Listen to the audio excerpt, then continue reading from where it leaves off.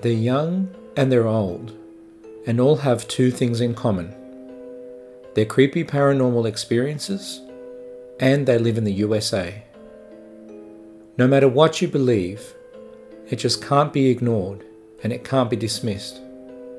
Not when it happens so often, like this. Go away, scary. Lebanon, Missouri, USA, May 2021. Jeanette lived in Missouri at this time with her family and described what happened in her home when she was about 17. She lived in a home with a few people and had her younger brother George living with her as well, and he was only about 2 or 3 years old at the time. The house that they lived in was rumoured to be a home in which the previous owner had taken his own life in the attic, where his office was. That office was situated roughly above where her little brother's room ended up being. While living there, it was very quickly that George became sensitive to a presence in the home that he started to call scary. The family started to believe that George could see scary and was often terrified when he saw him, and it made everyone in the house uncomfortable. George would sometimes look at a random spot in the room at any time of the day or night and show signs that he was getting uncomfortable. And then he would say things like, "Go away, scary," or "Night, night, scary," to make scary leave. It was as if whatever George was seeing never wanted to hurt George, but that its presence made him uncomfortable, and maybe, just maybe whatever it was curious about how he was the only one that could see him. It went on like this for some time, until one night George woke up screaming at the top of his lungs. Then he got up and ran out of the room through the baby gate into the corridor and fell over. He started to cry, and Jeanette, having heard the scream and the commotion, immediately woke up as she had the room next to his. She rushed to pick him up and comfort him, looking around to see if she could see anything as she yelled out for the mother's help. Jeanette found that she struggled to get the words out. "Mom?" she called. Her mother came running around, asking what had just happened. She explained what had happened, and then her mother took George to his room and rocked him on the chair comfortingly. And all the while, little George kept saying, "Go, scary. Leave. Night time. Goodbye." The family believed that maybe the stories were true, and that the man who died, who they all ended up calling by the name of Scary, may have gotten a little too curious and close to little George, which frightened him. The family then moved a short time later, and George hasn't seen him since.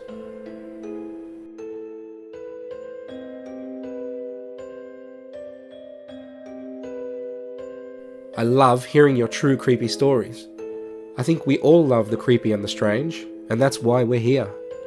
Ghosts, demons, UFOs, aliens, cryptids, urban legends and more. If it's creepy and weird, it has a home here.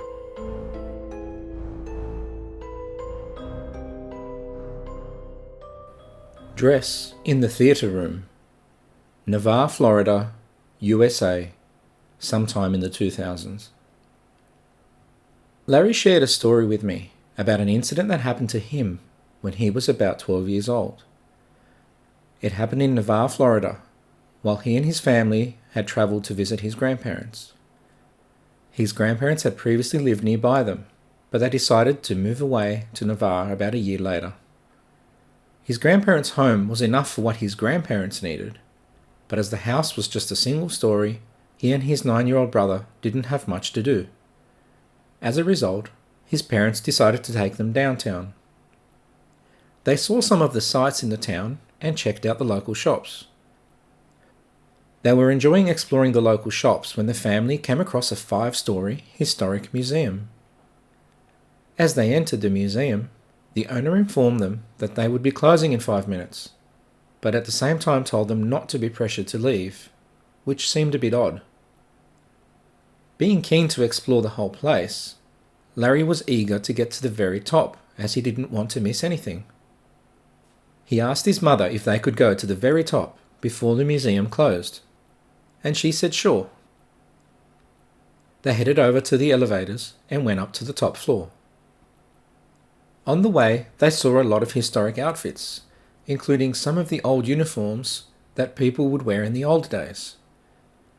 Of particular interest to Larry were the uniforms that people wore if they had to carry hazardous waste around.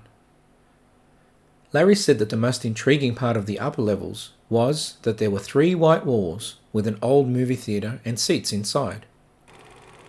On the back wall, where the movies were projected, there were clips of old fights of Western showdowns playing. Larry was watching for a little bit, then he turned around and saw a window in the room. He noticed that there was an art museum across the street, and while admiring the view, Larry suddenly started to feel an icy cold pressure pushing on his shoulder. It was almost as if someone was trying to grab his attention. Larry, confused, turned around and at first didn't see anyone. Then he noticed the back of what looked like a woman's dress run behind one of the movie theatre walls, but it seemed to fade like a mist trying to take shape. Larry got chills all over him. Now, it was difficult for him to describe, but Larry said that the woman's dress looked kind of weird. It looked kind of old-fashioned, and it seemed to be in between a solid and mist form. Being 12 and brave at the time, Larry chased after the figure. But when he got there was nothing. He looked behind the wall and into the corridor.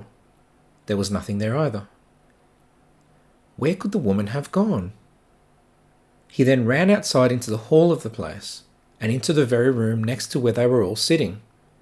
This was the only other place a person could have moved to. Again, not a single person there. The next thing he did see in that room, however, gave him chills, and has still chilled him to this day. In glass cases, there were 2 mannequins wearing 19th century dresses. One had the exact same kind of dress he had seen in the corridor only moments before.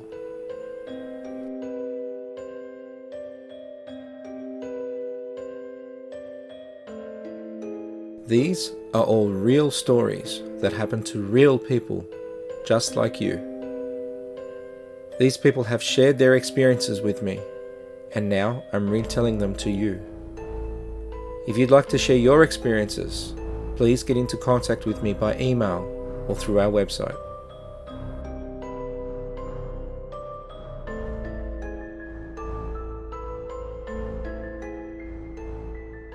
Off they marched. Axton, Virginia, USA, circa 2010.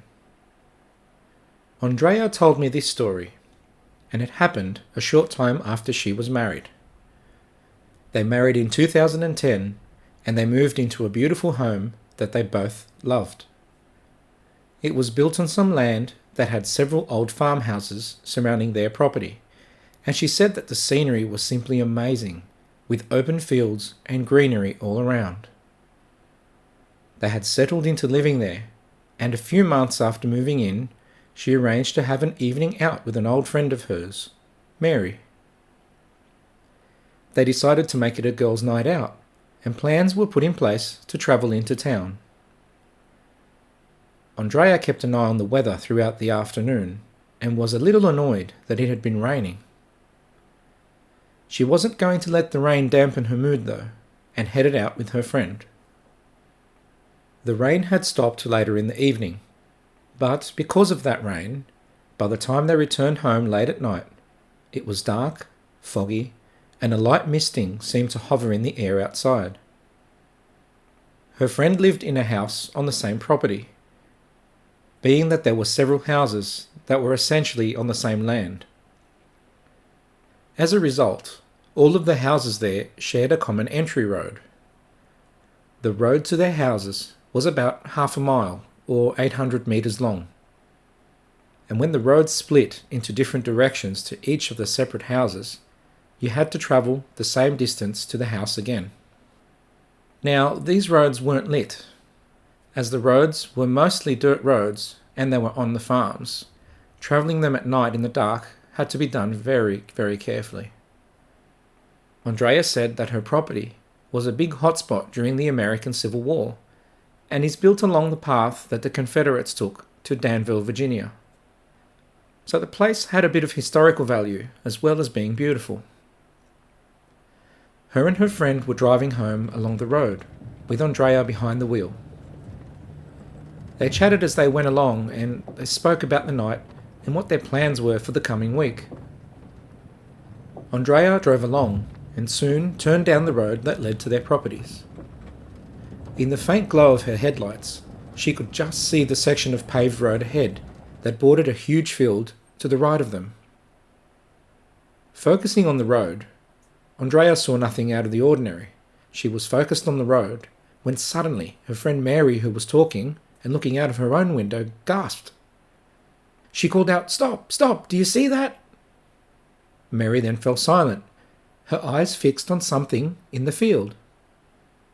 It took Andrea a few seconds to focus her eyes and try to see what Mary said she could see.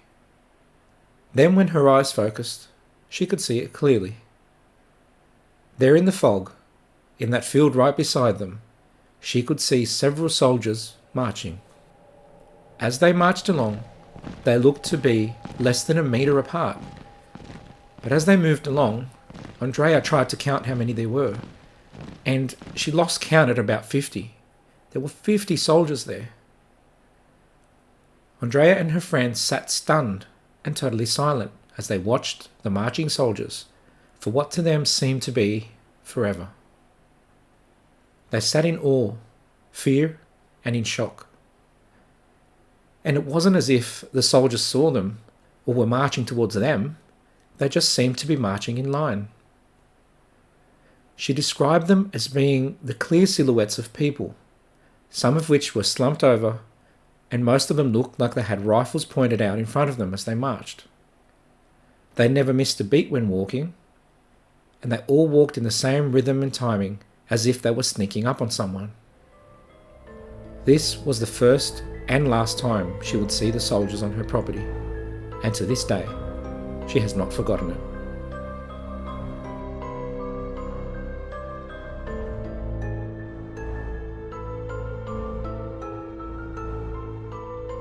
This show is made possible by people like you sharing their real-life experiences, so please feel free to contact me.